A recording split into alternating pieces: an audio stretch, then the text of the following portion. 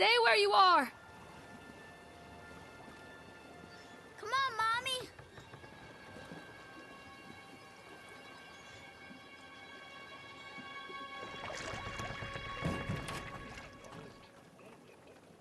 Woodcutter, his wife and his two children. A boy named Hansel and a girl named Gretel.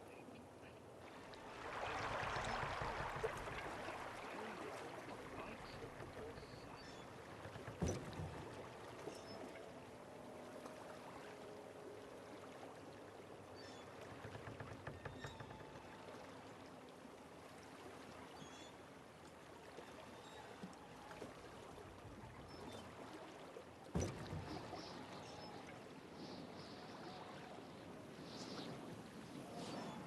Alan, where did you go? Alan, where did you go? Near a great forest, there lived a poor woodcutter, his wife and his two children. A boy named Hansel and a girl named Gretel. They were very poor and had very little to bite or sup.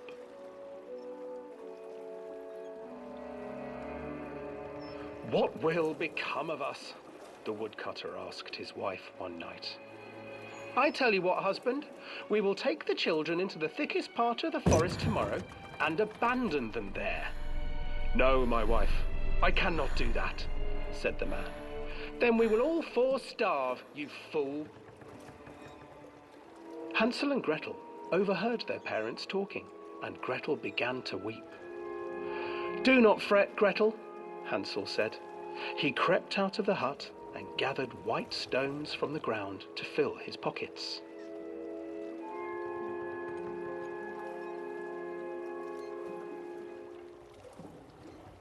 The next morning, the woodcutter leads the children into the forest. Before they leave, their mother gives them a slice of bread and warns them that they will get no more food that day. Clever Hansel leaves a trail of white stones behind them as they pass into the woods. When their father leaves them, the children wait a while, then follow the trail back to their parents' house. After receiving a thorough scolding from their parents for getting lost in the woods, the children are sent to bed without any supper. Hansel tried to sneak out and collect more white stones, but found that the door was locked. "Tomorrow I will take them into the woods myself," the wife told the woodcutter. In the morning, their mother gave them a slice of bread and led them deep into the forest once again.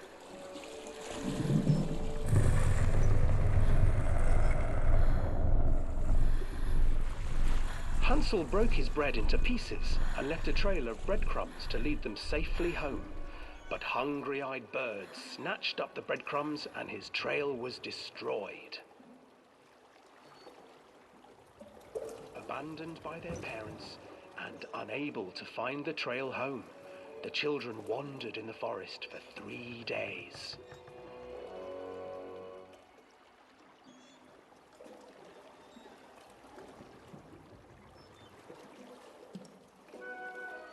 The children stumbled into a clearing with an exceedingly strange house. Its walls were made of gingerbread, and its windows were panes of clear sugar.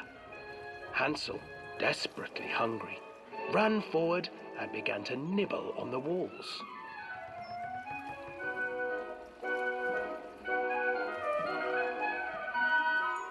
"Nibble, nibble, little mouse. Who is nibbling at my house?"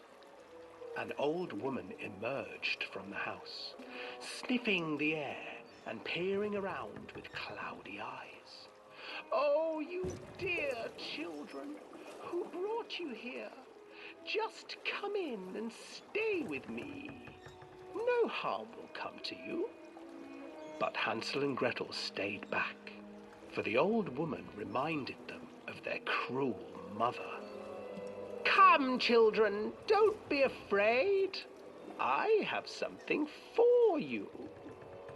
The old woman offered them 2 enormous lollipops. The children took them and began to eat. "You see, nothing to fear here. Come inside," the old woman urged, and the children, still licking their sweets, followed.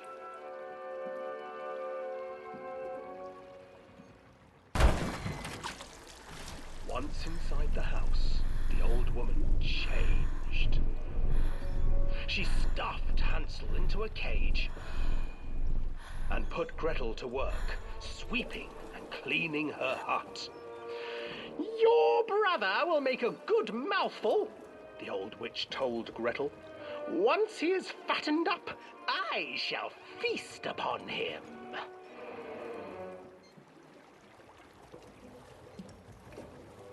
Time passed, and poor Hansel refused to eat, fearing the day that the witch would eat him. The witch, for her part, grew impatient. "Today I will cook and eat your brother, Gretel. Climb inside and light the oven." But Gretel pretended not to understand. I do not know how. Where is the opening?" "Fool," the old witch said. "The opening is here." And she moved to show Gretel. Seizing her courage, brave Gretel gave the witch a shove, and the old crone tumbled forward into the oven. Gretel slid a large iron bolt over the door to the oven.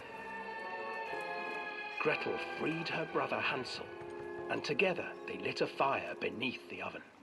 And though she screamed and begged, the children sat by the oven until her screams had stilled, and the witch was cooked.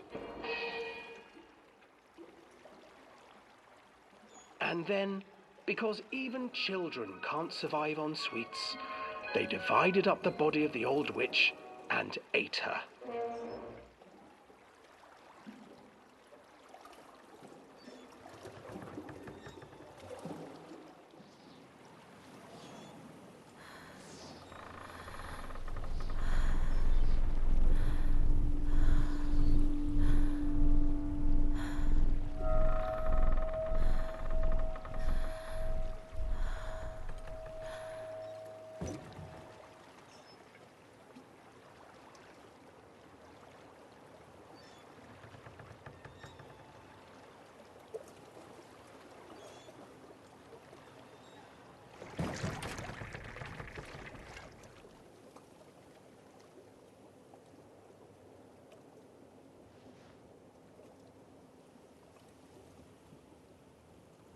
Callum, stay where you are!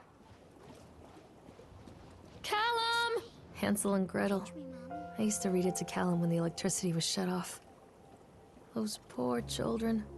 The whole world against them. The forest, the birds, the old witch, even their own parents. I used to imagine that Callum and I were the kids in that story. Not mother and son, but brother and sister, hand in hand against the unkind world. We were always hungry, looking for our own house made of candy, looking for the sweetness that could take the pain away. Hunger leads people to desperate, terrible places where the tree branches reach like claws.